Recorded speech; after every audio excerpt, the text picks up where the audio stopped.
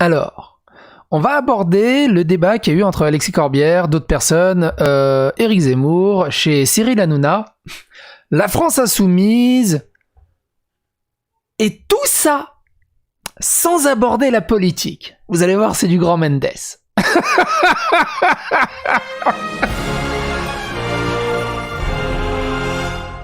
Il y a eu une séquence qui est incroyable. Pour la résumer rapidement, Alexis Corbière de la France Insoumise a fait pas une bouseux, mais vous savez ceux qui accusent les autres de mentir pour essayer de cacher leur propre mensonge, alors que son propre mensonge, en fait, tu peux tellement le contredire, le débunker en claquant des doigts, et j'ai jamais compris ce genre de personne qui arrivait à te mentir ouvertement alors que t'as juste la preuve qui est là en claquant des doigts. Et ce qui est hallucinant, c'est que cette séquence, il s'est fait bien envoyer chier par le petit jeune. Ça a donné un passage avec des insultes en mode va sucer des bites en backstage. Ça a donné aussi une vidéo de recontextualisation de 8 minutes d'Alexis Corbière. Et c'est cette vidéo de 8 minutes de recontextualisation qui est juste tellement savoureuse.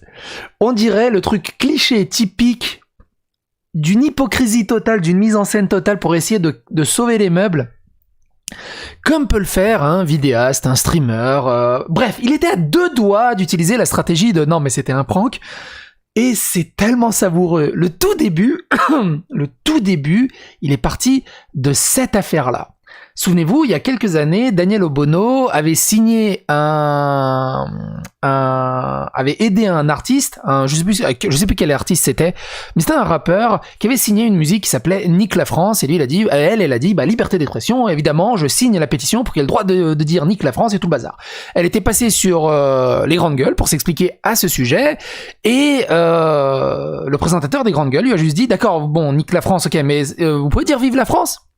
Et là, Daniel Obono s'est mis à parler tagalog. Elle a dit pourquoi je dirais nique la France, pourquoi je dirais vive la France. Et le gars lui dit mais vous pouvez dire nique la France. Alors vous pouvez dire aussi vive la France.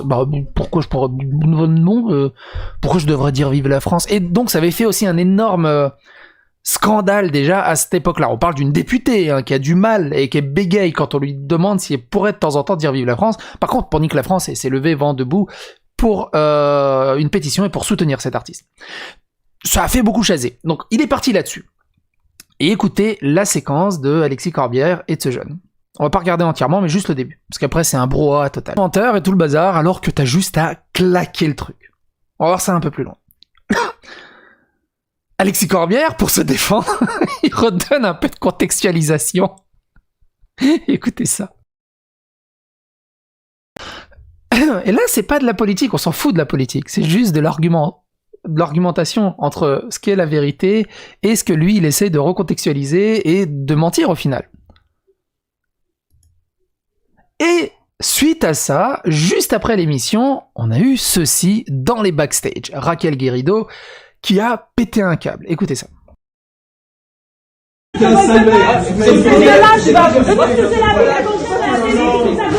Connard! Franchement, ce que t'as fait ce soir, c'est honteux!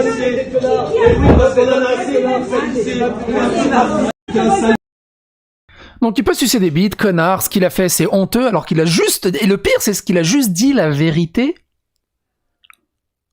Et que c'est le mari de Raquel Garrido, Alexis Corbière, du coup qui mentait honteusement en disant que lui mentait. Mais c'est lui qui se fait insulter, agresser, violemment insulter. Et qui essaie de se faire passer pour le méchant. C'était ce passage-là, écoutez, de Daniel Obono. Vous allez avoir l'écharpe aussi, plus la petite médaille, la petite cocarde. Donc vous êtes député de la République avec l'écharpe bleu, blanc, rouge, et vous aviez signé une pétition en faveur de la chanson Nique la France du groupe ZEP. Ouais. Est-ce que vous, en tant que député, vous êtes fier d'avoir signé à cette époque la chanson la liberté d'expression de ces artistes. Et ils ont le droit de le dire. Avec votre parcours d'être devenu député, vous dites vive la France?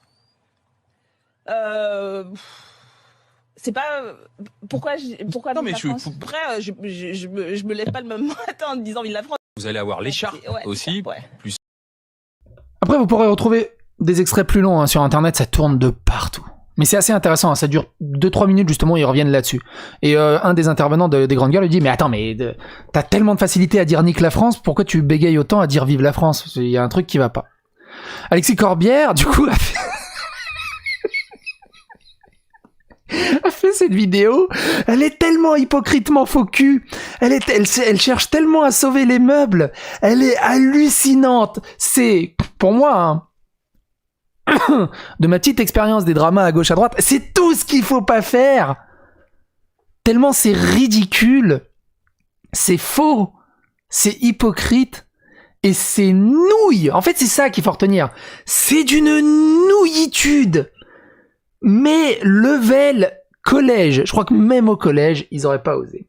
Alors juste avant d'aller là-dedans, Alexis Corbière, il y a plein de séquences qui passent. À un moment, il invective aussi une personne, je sais pas pourquoi.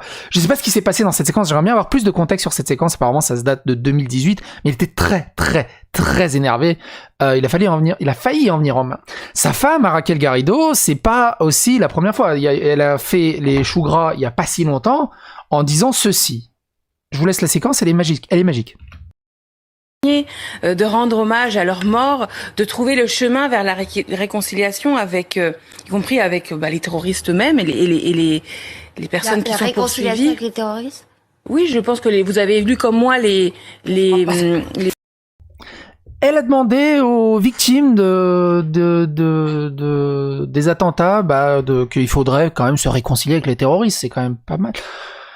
Tu dis, oh la vache! Donc c'est ça apparemment, la France insoumise, la France insoumise. Et souvenez-vous, on avait fait une petite vidéo rapidement, Jean-Luc Mélenchon, islamophobe apparemment, accusé d'islamophobie. Et en même temps, lors d'un live où il y avait Ouria Boutelja, où il y avait, donc c'est celle qui avait fondé les partis des indigénistes, où il y avait Wissam, où il y avait Dany Eraz, où il y avait Canard Réfractaire, évidemment Super Ciel, et Jean-Marc Rouillant, qui est un terroriste condamné pour assassinat. Ils sont contents de partager le micro, ils sont plutôt d'accord avec lui, sur apparemment qu'est-ce que c'est la vraie gauche, et comment faut rediriger le pays, j'imagine. Et en même temps, de l'autre côté, t'as Dany Eraz qui appelle aux dons pour la campagne présidentielle de Mélenchon 2022, avec le tweet de Mélenchon 2022, on retrouve Loman avec Dan Caligula, Rast 404, en direct de Twitch Don, Nico, stratégie numérique de la campagne, Twitch, et donc ils appellent aux dons pour Jean-Luc Mélenchon, je crois à hauteur de 1 million d'euros pour l'aider dans sa campagne. Et on les voit là-dessus. Ils ont l'air tellement heureux. L'Union Populaire, Mélenchon 2022. Bon, bref, ils sont devenus, pour moi, des streamers profondément militants et très politiques de ce côté-là. Ils sont plus du tout dans le game, pour moi, du petit streamer à gauche, à droite. Il faut les prendre comme des politiques. Mais revenons à un truc plus drôle. Rien que le freeze frame, on dirait vraiment le criminel qui s'est fait prendre avec la main dans le pot de confiture et d'un coup, il se refait une vidéo. Non, mais non. Alors, moi, là, juste... C'est les premières secondes du truc. Et déjà, il y a un truc qui me choque. Mais écoutez juste l'extrait. À travers les réseaux, certains étaient publics, d'autres me sont parvenus directement. Ce matin, le facteur qui est venu m'apporter un courrier m'a félicité là encore pour tout ça. Bon, mais ça. Donc, pendant quelques secondes au début, il explique qu'il a eu beaucoup de soutien, que même le facteur qui est venu ce matin lui apporter le courrier l'a soutenu. C'est pas facilement vérifiable, mais non, j'y crois pas une seconde. Deux choses à noter. Ça se voit à ses yeux qu'il est en train de lire un texte, donc il a préécrit un texte, donc le naturel n'est pas là. Tout est maîtrisé ils essayent de maîtriser au maximum le message qu'ils veulent faire passer. Et je me suis dit au début, qu'est-ce que c'est que ce cadrage ? C'est quoi ce cadrage ? Parce que il a aucun sens, le cadrage n'a aucun sens, et il est même pas aux 3/4, il est même pas sur un point de force, il est à l'extérieur du point de force dans un cadrage. Si vous faites un peu de photo, vous comprenez de quoi je veux parler, mais il y a un truc que je calais pas. Et vous allez comprendre un peu plus tard. À 2-10, il revient sur cette histoire avec Obono. Un responsable des jeunesses zémouriennes qui vient nous dire du haut de ses 22 ans qu'il a enfin trouvé et vu la lumière et trouvé son grand homme. Les jeunesses zémouriennes, hein. C'est comme moi quand je dis les jeunesses twitteriennes. C'est la même blague. Et parmi ceux qui le motivent dans son engagement, eh bien, il y a notamment le fait, là encore tenez-vous bien, que les députés insoumis, Madame Obono, ne voudraient pas dire vive la France. Alors, cette histoire, elle est compliquée, ou peut-être vous connaissez, ça date d'il y a 4 ans, Daniel Obono, un jour invité dans une émission qui s'appelle Les Grandes Gueules sur RMC, a été en quelque sorte contrainte immédiatement, il y a une espèce d'injonction à dire est-ce que vous diriez vive la France, et Daniel, pour des questions de dignité personnelle, et je la comprends très bien. Daniel, pour des questions de dignité personnelle, ne pouvait pas dire vive la France, parce que tu vois, c'est indigne de dire vive la France. Mais il va aller plus loin, évidemment, vous le voyez venir, il va sortir la carte du racisme, évidemment. N'a pas à se justifier comme ça, à dire vive la France. Moi, j'ai déjà été invité au GG des RMC, on m'a jamais dit Corbière, dit vive la France, ou je sais pas qui. Mais quand c'est Obono, parce qu'elle s'appelle Obono, parce que c'est une femme, parce qu'elle est noire, elle devrait en quelque sorte montrer patte blanche, pas mettez l'expression. Et ça, c'est d'une hypocrisie faux cul totalement. Quand lui, il est invité, on lui a pas demandé. Parce que elle est noire et c'est une femme, on lui a demandé. Quand toi, et le truc, c'est que il retire totalement le contexte. Alexis Corbière, si t'étais allé aux Grandes Gueules, parce que tu te serais fait inviter, parce que t'as signé, et que tu soutiens l'artiste qui a signé cette chanson Nique la France, les Grandes Gueules t'auraient posé la question est-ce que tu peux dire vive la France? Et ça n'a rien à voir avec le fait que tu portes la barbe, que tu sois un homme blanc ou quoi que ce soit. C'est dans le contexte. Il n'y a rien à voir avec le fait qu'elle soit noire ou qu'elle soit une femme. C'est dans le contexte par rapport à la chanson Nique la France. Tout simplement. Et partez pas dans le débat ouais mais la Nique la France, vive la France. Non, le débat c'est encore autre chose ça. On va s'arrêter déjà à ce débat-là. Mais du coup il sort la carte du racisme. Il déplace les buts. À 4-15, il part sur ce qui s'est passé. Alors, je vous invite vraiment à regarder l'intégralité de sa réponse. À 4-15, il part sur ce qui s'est fait après l'émission, justement. Écoutez ça. Que je ne sois pas élu, ce qui est possible. Je ferai ça avec, ce sera presque une forme de récompense sur certains aspects. Bon, donc, à nouveau, il fait un peu le malin. Moi, je lui dis, écoutez, vous n'avez pas le droit de mentir sur Daniel Obono. Voilà, la controverse politique est... Donc là, il explique la séquence où il se fait insulter, le mec. Hein. Tu sais, va sucer des bites et tout ça. Il l'explique dans sa version à lui. T'as pas le droit de mentir. Même après l'émission, il est parti lui dire pourquoi t'as menti sur Daniel Obono, alors que en quelle dissonance cognitive il peut être, dans quelle réalité il est sur Terre 2. Il a pas vu la séquence des Grandes Gueules. Où en fait c'est tellement politiquement compliqué que il ment ouvertement en fait. C'est une chose, mais le mensonge, ça n'est une autre et ça n'est pas tolérable. Raquel qui est à mes côtés aussi, et on s'aperçoit à ce moment-là, j'espère que vous me suivez, que parmi ce groupe, il y a Geoffroy Lejeune, le rédacteur en chef du journal d'extrême droite Valeurs Actuelles, qui m'a insulté, et il le refera encore la soirée, en me traitant d'islamo-collabo, en me mettant en photo avec Jean-Luc Mélenchon, et ce titre que je considère infamant. Pour plein de raisons que vous comprendrez. Derrière moi, dans le cadre, vous avez notamment le brassard de mon grand-père qui était résistant. Enfin, je veux dire, tout le monde sait très bien ce qu'ils veulent dire. C'est pour ça le cadrage.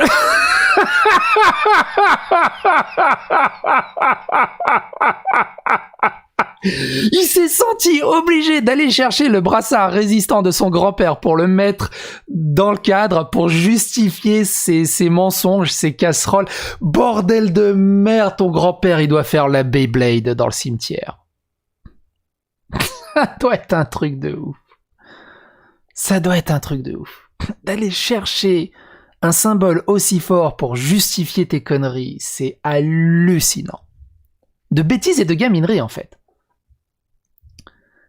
Et si c'était aussi... Enfin, l'histoire, elle est conne, mais si t'avais juste dit la vérité, oui, elle a dit ça, c'est pas exactement ce qu'elle voulait dire, c'était un peu plus compliqué, mais voilà.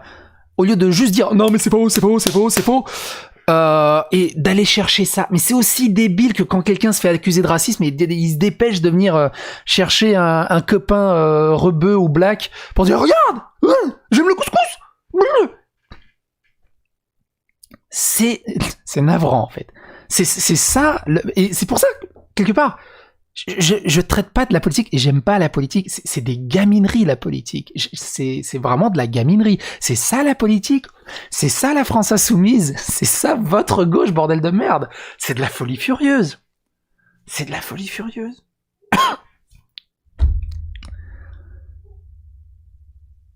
Truc rigolo. Ah oui, 5,55, donc sa femme parle aux jeunes. J'ai oublié son nom, jeune, je suis désolé. Écoutez comment il explique que sa femme parle aux jeunes. et directeur de journal qui a été condamné pour injure raciale contre Daniel Obono. Et que, voilà, les leçons, il n'a pas à les donner, il devrait même être plus modeste là-dessus, etc. Le ton monte. Raquel, dans des termes fleuris, au bout d'un moment, lui dit, venir faire le flag honneur que vous avez fait vis-à-vis de votre grand chef, c'est pas glorieux, alors que vous venez là avec un journaliste et un journal condamné pour injure raciale contre une personne à laquelle vous devriez. Donc c'est ça qu'elle a voulu dire, parce que moi j'ai pas le décodeur Canal+, c'est des langages fleuris de flag Horner, et donc en fait ça donnait ça.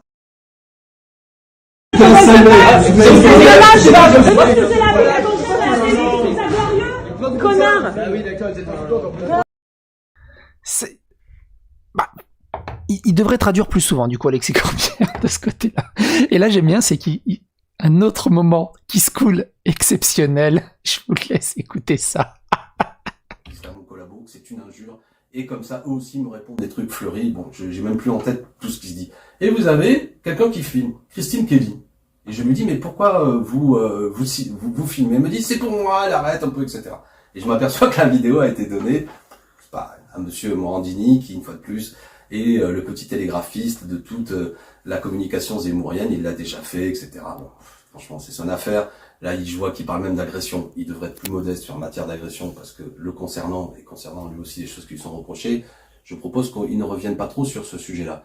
Et aussi sur le cas de Madame Kelly, si elle me regarde, c'est incroyable, parce que nous avons la discussion après tout cela. Et je lui dis, est-il acceptable qu'une femme noire comme Daniel Obono doive se justifier parce que si elle aime la France ou pas? Elle m'a donné le point, si je puis dire, en disant qu'effectivement c'était le lot, elle s'est inclue là-dedans, à juste raison, en disant qu'elle aussi elle a eu à subir ça et que ça n'était pas tolérable. Alors pour quelle raison après elle donne cette petite vidéo à tous ces gens qui en quelque sorte font tourner la musique de l'anti-France, le lobby LGBT contre l'école, les soi-disant députés insoumis qui aimeraient pas la France? Tout ça est insupportable. Voilà, moi les amis, le combat qu'on a essayé de... Et le truc, c'est que il ne soulève jamais les yeux en dehors de son texte. C'est qu'est-ce que c'est que ces politiques qui n'arrivent même pas à parler directement à la caméra, qui n'arrivent pas à s'exprimer en dehors d'un texte préécrit, prémâché, qui n'ont aucun... Parce qu'en fait, dès qu'ils ne lisent pas des textes, on l'a bien vu, c'est casserole sur casserole, en fait. Ils ne savent pas s'exprimer et c'est un bazar total. Alors, le truc rigolo, donc, il rebalance cette histoire de oui, mais Obono, c'est de la misogynie et du racisme, alors qu'en fait, non, c'est juste dans le contexte par rapport à Nique la France. Et donc, Christine Kelly, cette journaliste, ou je sais pas qui elle est, apparemment qui aurait filmé la vidéo, et Christine Kelly lui répond. Donc, Christine Kelly, c'est journaliste à Canal+. Et Christine Kelly lui répond: cher Alexis, merci de ne pas tenir des propos mensongers à mon égard. J'ai du respect pour les élus de la République. Je tiens ma vidéo jamais diffusée à ta disposition. Tu verras, c'est un autre angle et d'autres invectives. Christine.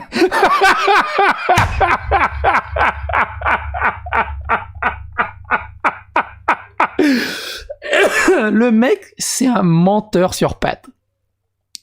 Et comment Raquel Galido, allez juste sur sa page Wikipédia, vous allez dans la section polémique, et lui, comment avec autant de casseroles, ces gens peuvent continuer à être des politiques? Comment? Et au-delà de ça, au-delà d'eux, que ce soit Obono ou d'autres, que ce soit à gauche, à droite, moi ce que je comprends pas dans la politique, c'est comment les politiciens peuvent continuer à faire de la politique pendant des années, avec autant de mensonges, autant d'hypocrisie, autant de vols, autant d'abus, c'est hallucinant. C'est hallucinant. Et à 7h30, c'est magnifique. Écoutez ça. Porté hier soir, le mini-buzz aujourd'hui, mais j'assume, voilà.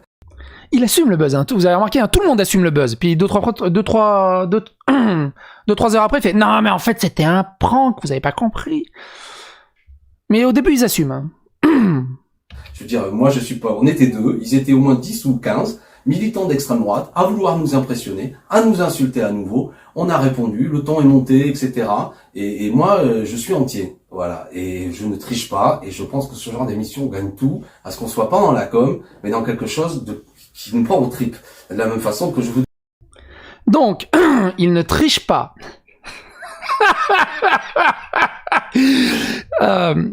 Il ne triche pas. Il est pas dans la com. C'est quelqu'un d'entier avec des choses qui lui pendent en tripes.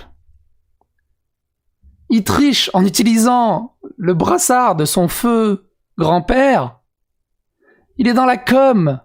Il lit un texte. Il est absolument pas naturel. Il y a rien qui lui pend aux tripes. puisqu'il est en train de lire un texte et que c'est préparé à l'avance. Alors, Alexis Corbière, si jamais vous passez vers cette vidéo, je peux vous donner peut-être des cours de politique, mais là, ça va pas. Ça va pas du tout. Ça va pas du tout. Donnez votre avis, donnez votre opinion, n'hésitez pas à phagocyter l'algorithme de YouTube, partagez sur les réseaux sociaux, abonnez-vous, likez, clocher, et à bientôt pour d'autres aventures.